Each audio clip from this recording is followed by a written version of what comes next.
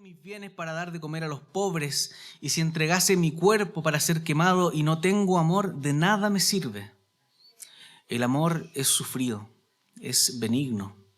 El amor no tiene envidia. El amor no es jactancioso, no se envanece, no hace nada indebido, no busca lo suyo, no se irrita, no guarda rencor, no se goza de la injusticia, mas se goza de la verdad. Todo lo sufre, todo lo cree, todo lo espera, todo lo soporta. El amor nunca deja de ser. Vamos a leer esta ahí. Hermanos, les invito a que tengamos un tiempo de oración. Amado Padre que estás en los cielos, te damos gracias por tu palabra. Gracias, Señor, porque tu palabra es útil y perfecta para poder enseñarnos, Señor, para redarguirnos, para instruirnos, Señor. Y a pesar de que esta carta fue escrita hace ya casi 2000 años atrás, podemos leerla con la fe de que tú nos sigues hablando también, le sigues hablando a tu iglesia el día de hoy. Que nuestros corazones puedan ser receptivos a tu palabra, Señor. En Cristo Jesús. Amén.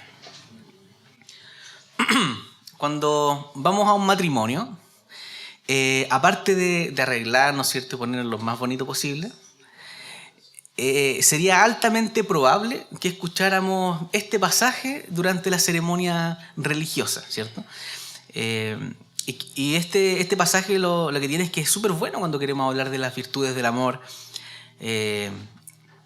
todo lo que el amor es, todo lo que el amor no es. Pero lo cierto es que Pablo no escribió este capítulo pensando en que iba a ser leído en ceremonia de matrimonio. Ese no es el propósito original de este texto. El apóstol Pablo escribió esto efectivamente sobre el cambio. Probablemente todos nosotros tenemos partes de nuestra vida que son difíciles de cambiar y que nos gustaría poder cambiar, y de eso se trata este texto. Por ejemplo, hermanos, si tomásemos una lata de bebida, ¿ya?, y la apretáramos, la lata después al soltar quedaría más o menos toda... ¿cómo es la palabra? Achurrada. ¿Qué? Achurrascada. Ya, esa es la palabra, vocabulario técnico, ¿cierto? Ya, toda churrascada. Pero si tomáramos un peluche, por ejemplo, o una pelota de hule y la apretáramos fuerte, cuando soltáramos volvería a su estado original, ¿cierto? Como las pelotas que usan los magos cuando hacen trucos de magia. Ven que hacen de repente aparecer como 3 pelotas en una mano. Claro, la apretan y pueden tener hasta 5 pelotas en una mano, bien apretadas, pero cuando vuelven a su posición original, vuelven, ¿cierto? Cuando quitamos la restricción, vuelve a la forma que tenía antes. Y esto es porque, la verdad, cuando apretamos estas bolas de hule, no cambia su estructura, vuelve a ser lo mismo que estaba hecho antes, porque en el fondo no cambiamos ninguna de sus propiedades, ¿cierto? No cambiamos nada en su estructura como fue en la lata. La lata, cuando soltamos, queda ahí toda achurrascada, como bien dijeron mis hermanos. Pero cuando lo hacemos con otra cosa, con un peluche o algo como de algodón, de goma, vuelve a su posición original. Y probablemente hemos tenido alguna experiencia así en nuestra vida, como la del peluche, como la de esta pelota, donde hemos puesto todos nuestros esfuerzos y dedicación para cambiar, donde ponemos presión, ponemos mucha fuerza de voluntad, y cuando creemos que ya hemos cambiado, cuando ya creemos que somos distintos, soltamos, nos relajamos, y vienen las diferentes circunstancias y nos damos cuenta que volvimos a ser igual que antes, que en el fondo no habíamos cambiado. ¿Ya? Y esto es lo que se trata este pasaje. Y comenzamos hace un poquito más de un mes en esta serie de sermones llamada Caminando con Dios. Sermones sobre la vida cristiana, las implicancias prácticas de la vida cristiana. La forma en que Dios nos moldea y cómo esto impacta mi quehacer diario. Cómo nuestra relación con Dios cambia nuestros corazones de manera radical y permanente, ¿ya? No cambiándolo de una manera temporal por voluntad humana, sino de una manera sobrenatural. Es un acto que Dios hace, que es capaz de cambiar nuestros corazones. Y aquí en este pasaje vemos que Pablo nos muestra que es posible confundir una vida servicial y moralmente comprometida con un corazón transformado. Y esto puede ser súper chocante si nos damos cuenta que esta es nuestra realidad.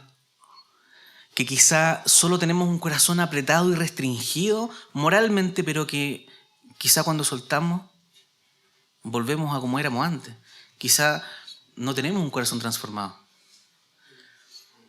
Así que mirando este texto de manera más detenida, lo que hace el apóstol Pablo es mostrarnos qué es lo que es el amor y qué es lo que no es.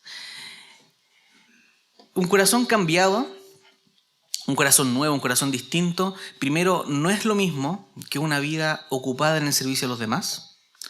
Tampoco es lo mismo que una vida moralmente comprometida. Y tercero, que en realidad un corazón cambiado, transformado, es ver el amor como un poder y como una persona. Así que vamos a detenernos en esos 3 puntos. Primero, un corazón transformado no es una vida ocupada en el servicio. Lo primero que hace Pablo es hacer una lista de talentos, habilidades, de dones. Dice en el versículo 1, si yo hablase lenguas humanas y angélicas, si tuviese profecía, si entendiese todos los misterios y toda ciencia, si tuviese toda fe que mueva los montes. En primer parte vemos que está hablando de lo que ha tratado en los capítulos del 1 al 2 en la carta de 1 Corintios, de talentos, de dones extraordinarios. Está hablando sobre profecía, sobre milagros. Luego menciona sobre entender todos los misterios. Acá en el lenguaje común que usa el apóstol Pablo se refiere a poder entender la revelación de Dios, en particular la Escritura, la Biblia. Así que está hablando de una persona que está capacitada con dones para entender, para poder predicar la Biblia. Y después dice, fe que mueve montañas. O sea, esa no es la fe que necesitamos para simplemente relacionarnos con Dios. Una fe que mueve montañas es una fe visionaria, una fe que inspira, ¿cierto? Pablo está hablando de talentos y dones artísticos, académicos, de liderazgo, y es porque la iglesia de Corinto estaba llena de estos dones. Recordemos que Corinto era una polis, era una ciudad-estado, un centro urbano donde reunía personas de muchas regiones, gente carismática, económicamente hábil, comerciantes, académicos, personas inteligentes y distinguidas, como la séptima, ¿cierto? Amén, dijeron allá. No como la séptima. Pero por lo tanto la iglesia, como estaba en una ciudad donde estaba todo este tipo de gente, obviamente la iglesia también estaba lleno de este tipo de personas, de este tipo de talentos y dones en la iglesia. Era una iglesia que estaba en crecimiento, en gran crecimiento. Estaba constantemente sirviendo a la gente y haciendo cosas. Y Pablo sorprendentemente nos dice que es posible tener dones milagrosos. Es posible tener dones como profecía, tener grandes dones de liderazgo, de enseñanza, de predicación de la palabra, sin amor. Es posible hacer todo esto, pero no desde el amor. Entonces, ¿cuál es el propósito de este comentario que hace Pablo? Si nos vamos un poquito más adelante, ya en los versículos siguientes, versículos 4 al 7, donde dice que el amor es sufrido, es benigno, paciente, y vemos este texto, ¿ya? A la luz del resto de la carta, nos damos cuenta que Pablo lo que nos está dando es una lista de cosas de justamente todo lo que no eran los corintios en esa iglesia. Justamente todo lo que les faltaba. Eran presumidos, eran envidiosos, impacientes, eran groseros, estaban llenos de dones, llenos de talento, eran exitosos, con exitosos ministerios, hacían muchas cosas, pero sus actitudes y personalidades eran presumidas, eran impacientes, eran chismosos, eran envidiosos, siempre estaban peleando con los otros, hiriendo los sentimientos de otros. Así que Pablo lo que está haciendo es confrontar sus obras con sus corazones, con lo que había dentro de ellos. Podían tener una lista increíble de actividades en la iglesia. Podían tener un boletín semanal súper bonito, lleno de actividades, un montón de departamentos, de ministerios, de grupos en las casas, ministerios exitosos. Podía ser una iglesia que era reconocida en la comunidad. Pero Pablo dice que si en sus corazones seguían siendo de esta manera, presumidos, presuntuosos, envidiosos, hostiles, entonces nada de lo que hacía tenía valor delante de Dios. Era inútil. Hermanos, podemos tener ministerios muy exitosos, podemos bendecir a mucha gente con nuestros dones, pero delante de Dios no somos nada si lo hacemos sin amor. No tiene ningún valor espiritual. Y una de las cosas más controversiales y alarmante, yo creo que transmite el apóstol Pablo, es que es posible tener un poquito de gracia en el corazón, haberle dado a Dios una pequeña parte de nuestro corazón y tener un ministerio exitoso. O sea, es posible tener un ministerio que bendiga a mucha gente, pero apenas haberle dado mi corazón a Dios. En Mateo capítulo 7 dice el Señor Jesús: muchos me dirán en aquel día, Señor, Señor, ¿no profetizamos en tu nombre? ¿Y en tu nombre echamos fuera demonios? ¿Y en tu nombre hicimos muchos milagros? Y entonces yo les declararé: nunca os conocí. ¿Cómo puede una persona ser un excelente predicador, echar fuera demonios, que el Espíritu Santo lo haya bendecido a otros a través de él y nunca haberle entregado el corazón a Dios? ¿Es posible? O sea, claro que es posible. Hermanos, hay mucha gente necesitada. Si vas con tu corazón con amargura, quizá odio, pero quieres ayudar a las personas, perfectamente Dios puede utilizarte con su espíritu de manera temporal, ¿por qué no? El Señor puede usar a cualquier persona, como usó Faraón, para poder engrandecer su nombre. Entonces no pensemos, hermanos, que si el Señor nos está usando es porque somos el hoy y el queque. No pensemos que porque Dios nos ha usado, porque hemos bendecido a personas con nuestro ministerio, quiere decir que en realidad, como dice el apóstol Pablo, no se atrevan a decir que Dios está con ustedes. Porque pueden estar haciendo todo esto sin amor. Y no vale de nada sin amor. ¿No nos da miedo esto? ¿Nos da un poquito de temor, de quizá inquietud en nuestro corazón? Pensar que podemos llevar años en la iglesia, décadas en la iglesia sirviendo, pero sin realmente haberle entregado nuestro corazón a Dios. Que es posible que a lo mejor estemos viniendo a la iglesia porque nos gusta, por costumbre, pero que en realidad no estamos viniendo con un corazón entregado al Señor. Es inquietante, así que en esta primera parte vemos que un corazón transformado obviamente va a llevar a una vida de servicio, pero una vida de servicio no necesariamente se lleva con un corazón transformado. Uno puede tener una vida de servicio sin haberle entregado el corazón a Dios. Primer punto. Segundo punto, un corazón transformado no es una vida moralmente comprometida.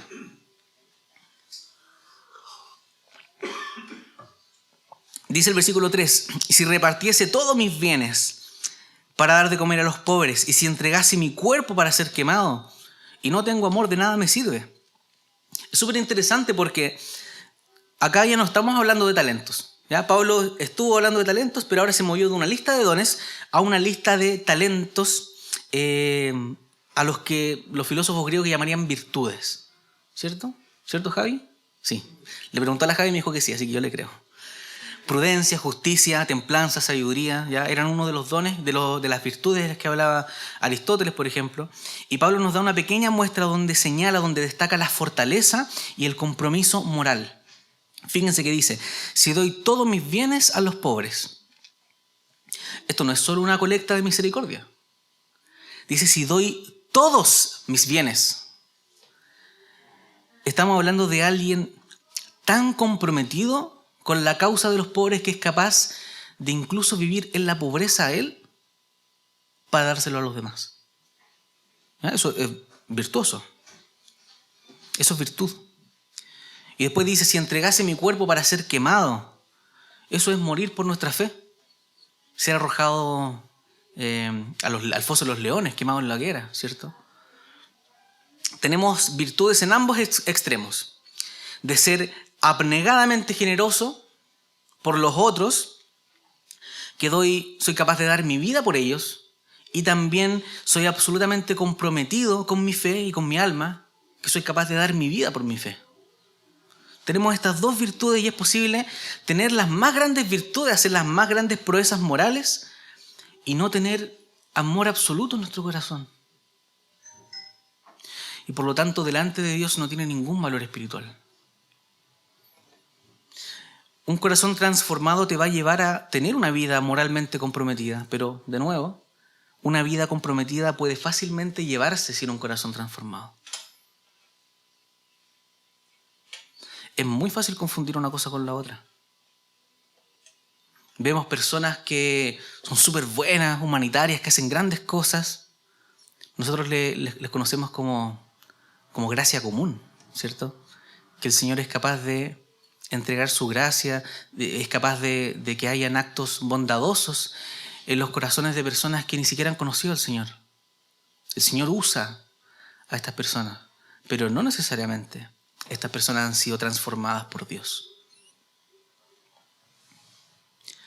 Así que, ¿cómo funciona esto? Dice de nuevo el versículo 1. Si yo hablase lenguas humanas y angélicas y no tengo amor, vengo a ser como metal que resuena o címbalo que retiñe. ¿Qué es esto de ser metal que resuena? ¿Qué es esto de ser como címbalo? ¿Qué tiene de malo ser como címbalo? ¿Han escuchado un címbalo? No creo que suene malo, ¿sí? Depende de quién lo toque. Claro, si lo toca el Diego, va a sonar pésimo, ¿cierto? Horrible. Así que, ¿qué tiene de malo ser como un instrumento de metal? ¿Es malo? ¿Suena mal? Una posible interpretación de lo que dice Pablo es que quizá está refiriéndose a que si habla estas lenguas, incluso si es que hablara estas lenguas, es como solo ruido, vacío, ¿ya? Sin contenido. Es una posible interpretación. Pero lo que los comentaristas también aluden es que se trata de una referencia directa a los instrumentos que se utilizaban en la adoración en los cultos paganos. Ahí mismo en Corinto. Acuérdense que habían templos de diferentes dioses y diosas en Corinto. Y en estos templos, al iniciar o al terminar las ceremonias paganas, lo que se hacía era sonar címbalos, sonar instrumentos de metal bien ruidosos, porque la gracia de todo eso era poder llamar la atención de los dioses. Que los dioses pudieran mirar hacia abajo qué está pasando, llamar la atención y nosotros tener la aprobación de nuestro Dios. Decir, dioses, miren cuánto los veneramos, miren la salagarda que hacemos acá. Y Pablo dice que es posible no solo hacer un ministerio cristiano, sino practicar también la ética cristiana y ayudar a la persona y un montón de cosas piadosas solo para obtener la aprobación de Dios. Es posible no hacerlo por el Señor, no hacerlo por quien es el Señor, no hacerlo por los demás, hacerlo para obtener cosas de parte de Dios. Para el aplauso, para la aprobación. Y hermanos, la señal de todo esto, de tener una vida moralmente comprometida por nuestro bien, pero no por el de los demás, de tener una vida moralmente comprometida no por Dios, sino por nosotros mismos, efectivamente, esas señales son la rabia, la molestia, el pisotear el trabajo de mi hermano, el querer que hagan las cosas como a mí me gustaría que se hiciesen, hacer las cosas sin amor. Hermanos, estas iglesias eran iglesias reales, eran iglesias de verdad que servían y que demostraban dones, pero eran un desastre, porque no eran capaces de solucionar sus problemas personales. Habían chismes, hablar a espaldas de los otros, insolencia, envidia, el espíritu crítico, el alardeo, la impaciencia, la vanidad, la soberbia, la ansiedad. Todo estaba ahí, la inseguridad. Y estaba ahí igual que en todas partes, hermano. En todas las iglesias están estos problemas. Probablemente no se hablaban, quizá algunos estaban peleados con otros, seguramente unos se creían mejores que otros porque predicaban mejor, porque tenían mejores dones. Pero Pablo dice que aunque hagan todo eso, aunque tuviesen los mejores ministerios, todas las ayudas sociales, todas las ayudas de misericordia posibles, todos los sermones, toda la profecía, y dieran su vida por la iglesia, pero si lo hacen sin amor, no vale nada delante de Dios. Es como un ruido. No genera ningún cambio.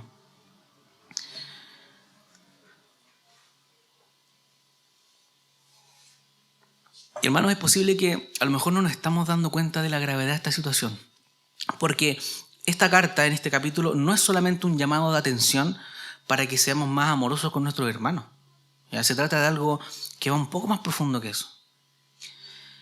Es algo que tiene que ver con que una vida moralmente comprometida puede alejarnos de llegar al Salvador, puede apartarnos de conocer a Él, de conocerlo, puede distraernos. Y es lo que ha hecho muchas veces, lo que se ha hecho muchas veces a lo largo de la historia. Esto no es lo que Dios pide de nosotros.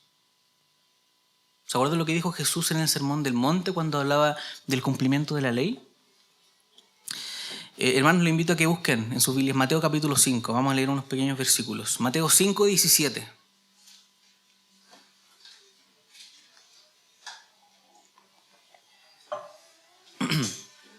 Mateo 5, 17. Dice, no piensen que he venido a anular la ley y los profetas. No he venido a anularlos, sino a darles cumplimiento. Les aseguro que mientras existan el cielo y la tierra, ni una letra, ni una tilde de la ley desaparecerán hasta que se haya cumplido. Todo el que infrinja uno solo de estos mandamientos, por más pequeño que sea, y enseña a otros a hacer lo mismo, será considerado el más pequeño en el reino de los cielos. Pero el que lo practique y enseñe, será considerado grande en el reino de los cielos. Pongan atención, porque les digo a ustedes que no van a entrar al reino de los cielos a menos que su justicia supere la de los fariseos y la de los maestros de la ley. ¿Qué está hablando Jesús acá? Jesús está hablando sobre una falsa justicia, una falsa moralidad que practicaban los fariseos. La justicia de ellos era una justicia por méritos propios. Interpretaban la ley, ¿cierto? Daban estos actos de justicia, estos actos de moralidad falsa. Y esto revela que realmente no entendían el verdadero propósito de la ley y tampoco la cumplían. Lo que estaban cumpliendo eran sus propias leyes, sus propios actos de justicia. Pero eso no es lo que pide el Señor. Eso no es lo que pide el Señor. Cristo acá está apuntando a la necesidad de otra clase de justicia. Que esa justicia no era suficiente. Está apelando a otra clase de moralidad, más profunda. Y tenemos que apuntar hacia ella. Así que, ¿cómo hacemos esto? Debemos conocer el amor como un poder y como una persona. ¿A qué me refiero con esto? Que es súper interesante la forma en que están escritos los versículos 5 al 7. Porque tanto en nuestras traducciones como en la versión original, en el idioma original podemos ver que Pablo no está diciendo ustedes tienen que hacer esto, ustedes tienen que hacer esto otro, tienen que hacer de esta manera. No dice eso. En cambio, lo que hace Pablo es que le da una personalidad al amor. Personifica el amor. El teólogo alemán Günther Borkham comenta lo siguiente sobre este pasaje. Dice que aquí se afirme todo sobre el amor y no sobre el hombre. Seguramente no es solo una expresión poética. Más bien, corresponde al profundo contraste contra todo lo que es la esencia del hombre natural. O sea que el amor personificado niega todos los elementos negativos del hombre sin Dios. En español se describe el amor con adjetivos, como benigno, paciente, sufrido, pero en el original, el idioma original, lo que se hace es que se describe el amor con verbos, con cosas que hace o que no hace el amor. Muestra el amor como un individuo, como una persona que tiene estas características. El amor no envidia, el amor no se jacta, el amor soporta todo, el amor lo resiste todo. Como que le está dando cualidades personales al amor. El amor es una persona haciendo esto. En vez de decir de esta forma quiero que sean, nos da una imagen poética, una fuerza activa y personal que vive de una manera particular. ¿Ya? ¿Y cómo hace esto? ¿O por qué más bien hace esto el apóstol Pablo? Primero que todo, para dejarnos claro que el amor solo se desarrolla cuando conocemos el amor. El amor no se aprende intentándolo. Solo uno puede amar si uno recibe y si es capaz de imitar ese amor. ¿Sí? El amor no nace de uno. Si el apóstol Pablo nos hubiera dado una lista de 10 cosas, ¿ya? De esto es lo que tienen que hacer, de esta forma tienen que amar, entonces sería una serie de reglas que sería imposible de cumplir. Pero Pablo dice, no es algo que ustedes hagan. Es un poder que los toma a ustedes y los transforma. ¿Ya? No es una serie de reglas. Y parece algo incluso místico, esto como de que el amor te tome y te transforme. Como que el amor fuese algo personal. ¿Ya? Pero la verdad es que la realidad nos ha mostrado que es así.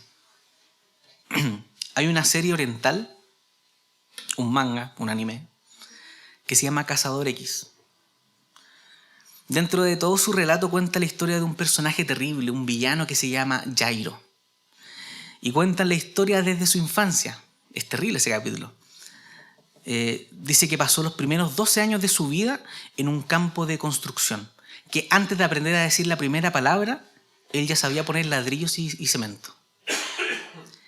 No tenía madre, su padre no le hablaba, lo golpeaba todos los días, solo le permitía vivir porque, como el hijo trabajaba, le traía plata. La única lección que le dio el padre es no sea un estorbo para los demás. Y después se dio cuenta que al final no era una lección. En el fondo era no me estorbes. Entonces, más adelante entendió que nunca había sido amado, nunca fue abrazado. Entonces llegó a la conclusión que no le importaba, que al mundo no le importaba alguien como él. Entonces destinó su vida a arruinar el mundo. Esas fueron sus motivaciones. Obviamente esto es una historia de ficción, ¿cierto? Como el nacimiento de un villano. Pero como toda ficción está inspirado en hechos reales. Porque los estudios sociológicos han demostrado que si un niño nace y es colocado en un ambiente donde nunca lo toman, donde nunca lo abrazan, nunca le hacen cariñito, no le hablan como bebé, no se ríen, entonces ese niño va a crecer incapaz de amar. Ese niño estará completamente roto por dentro y eso lo sabemos. De hecho, en la mayoría de las ocasiones esos niños mueren antes de crecer. Y es por eso que esencialmente aprendemos a amar al ser amados. Alguien que nunca ha sido amado no puede reflejar ese amor, no puede imitarlo. No sabe lo que es ser amado, no sabe lo que es amar. Mientras más amados somos, más amor reflejamos. El amor no es algo que intentamos en una primera instancia, el amor es algo que recibimos, es un poder que nos toma a nosotros y que nos transforma y nos permite amar. Y eso es muy importante. Entonces, hermanos, si queremos desarrollar esta clase de amor, quiere decir que lo único posible, el único medio posible por el cual podemos desarrollar esta clase de amor es solo si tenemos una experiencia poderosa de amor en nuestra vida. Porque, hermanos, aunque hayamos crecido ¿ya? en un ambiente seguro, con nuestros dos padres, con un papá amoroso, una mamá amorosa, aún así sabremos que hay algo mal dentro de nosotros. Porque por más buenos que hayan sido nuestros padres, nos decepcionan. Nos hacen rabiar, nos entristecen, muchas veces nos engañan. De hecho, la mayor parte de nuestra infancia nos engañan y terminamos decepcionados de ese amor. Y todo el amor que proyectamos, obviamente, también va a terminar en decepción. Necesitamos, hermanos, una clase de amor mucho más grande.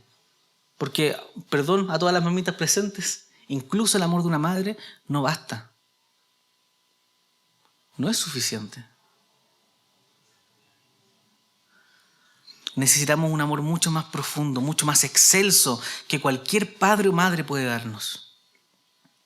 Así que Pablo personifica el amor para mostrarlo como un poder que hay que conocer y experimentar, pero también personifica el amor para hacernos pensar en una persona. Esto no es solo poesía. Cuando dice Pablo, el amor es capaz de soportarlo todo, el amor es capaz de sufrirlo todo, no es una hipérbole. Porque si los versículos del 4 al 7 fuesen solo la descripción de una persona ficticia perfecta, una imagen idealizada de alguien que es capaz de amar de manera perfecta, perfectamente paciente, perfectamente correcto, que nunca se irrita, nunca guarda rencor, entonces estaríamos frente a una ley imposible de cumplir. Porque por más que intentemos llegar a ser una persona así, no podríamos, jamás podríamos hacerlo. Volvemos de nuevo al Antiguo Testamento, a una ley que es imposible de cumplir. Pero eso no es lo que hace el apóstol Pablo. Porque que Pablo personifique el amor y pensar que Pablo no tenía a nadie en mente cuando estaba escribiendo esto, es no conocer al apóstol Pablo, ¿cierto? Porque cuando Pablo escribió el amor todo lo sufre, ¿cómo no pensar en el que dijo, Dios mío, ¿por qué me has desamparado? Sufrimiento infinito. Cuando dice, el amor no guarda rencor, o como lo traduce la NTV, el amor no lleva un registro de las ofensas. ¿Cómo no pensar en el que dijo, Padre, perdónalos porque no saben lo que hacen?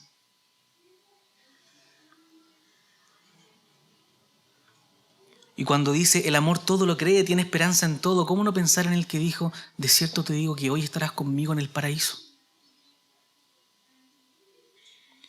Y cuando dice que el amor nunca se da por vencido, que persevera hasta el final, ¿cómo no pensar en el que dijo, tetelestai? Lo hice, misión cumplida. Hermanos, acá tenemos un hombre desnudado, un hombre abandonado, un hombre torturado, sin fuerzas. Todos se han ido y cuelgan una cruz. Y en los últimos instantes, antes de morir, dice, lo hice. Lo hice. ¿Qué hizo? ¿Qué cumplió? ¿Qué acabó? ¿Qué logró a cabo? ¿Qué ha consumado? Cumplió nuestra salvación. Tomó el castigo, nuestro castigo, y murió en una cruz, que es otra forma de decir, me rehúso a morir hasta haber hecho lo que vine a hacer. Tetelestai, lo hice. El amor persevera hasta el final. Y finalmente el versículo 8, el amor nunca deja de ser. En griego, geágape o dépote pipte, que significa literalmente, el amor no falla. Eso significa literalmente en griego, el amor no falla. ¿Cómo se puede decir algo así? ¿De quién podrías hablar y decir que su amor nunca falla, nunca decepciona? Hay solo uno. Hay solo uno. Hebreos 13 dice que Jesucristo nos ha dicho, nunca te dejaré, nunca te desampararé. Y por eso podemos cantar ese himno que dice, amor que no me dejarás. Descansa mi alma siempre en ti. Es tuya y tú la guardarás. Y en lo profundo de tu amor más rica será. Hermanos, ¿cómo sabemos que ese amor nunca nos va a dejar? Porque descendió al infierno por nosotros. Ni el infierno fue capaz de separarnos de su amor. Nunca nos va a dejar. Entonces, cuando leemos los versículos del 4 al 8, podemos leerlo de tres formas distintas. O lo leemos como una guía, ya, para mejorar nuestro amor y que nos orgullece si es que empezamos a ver pequeños avances en nosotros mismos, o lo leemos como una lista de reglas inalcanzables y nos frustramos por el miedo de que nunca vamos a poder hacer así, o leemos esto mirando a Cristo, sabiendo que Cristo es el amor perfecto y que solo recibiendo su amor podemos imitarlo y ser ese amor que no se jacta, que no se envanece, no envidia, no se irrita, no se rinde, no falla jamás. De hecho, hermanos, busquemos de nuevo 1 Corintios 13.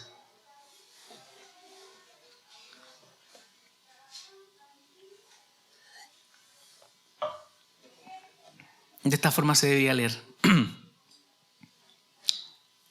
Jesús es sufrido. Jesús es benigno. Jesús no tiene envidia. Jesús no es jactancioso, no se envanece. Jesús no hace nada indebido. Jesús no busca lo suyo. Jesús no se irrita, Jesús no guarda rencor. Jesús no se goza de la injusticia, sino que se goza de la verdad. Cristo todo lo sufre. Cristo todo lo cree. Cristo todo lo espera. Cristo todo lo soporta. Cristo nunca falla.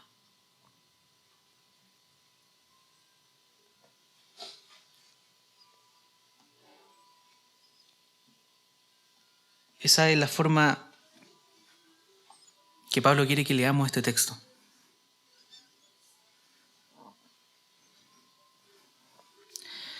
Así que, hermanos, esta carta a los Corintios no se escribió como un tratado teológico, como otras cartas de Pablo.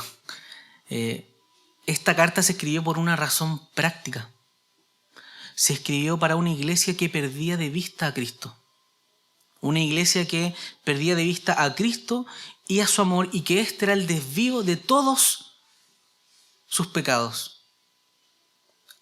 Pablo ya está empezando a llegar a la conclusión de esta carta. Hermanos, esto es la causa. Están perdiendo a Cristo de vista. Así que esta carta puede ser aplicada, puede ser leída para cualquier iglesia. Y de hecho eso es precisamente por lo que nos juntamos todos los domingos, para poder practicar este amor. Cristo dice en Mateo: como yo os he amado, ámense los unos a los otros. Como yo os he amado. Fíjense que no dice el mandamiento solamente ámense los unos a los otros. Primero dice: como yo os he amado, ámense los unos a los otros. Él primero nos da ese amor y después nosotros lo reflejamos. Así que si no estamos reflejando ese amor, hermanos, que el Señor nos ayude. Si no estamos reflejando ese amor, es porque ese amor quizá no ha llegado a nosotros. Quizá no hemos sido transformados todavía. Así que no perdamos de vista la cruz, hermanos. Y también nos juntamos, de hecho, todos los domingos para no perder de vista la cruz. Para ser confrontados, para ser transformados por lo que Él hizo, por lo que hace, por todo lo que va a hacer en nuestras vidas. Así que, hermanos, el Señor ha hablado a través de su palabra, ¿cierto? ¿Qué nos corresponde ahora a nosotros? Responder. Dietrich Bonhoeffer decía: Jesús ha hablado, suya es la palabra, nuestra obedecer. Así que nos corresponde responder, hermanos. Cristo nos dijo: los amo. Ámense. Hermanos, pongámonos de pie y respondamos al Señor. Pero no respondamos al Señor con falsas promesas. Respondamos al Señor recordando lo que Él hizo por nosotros.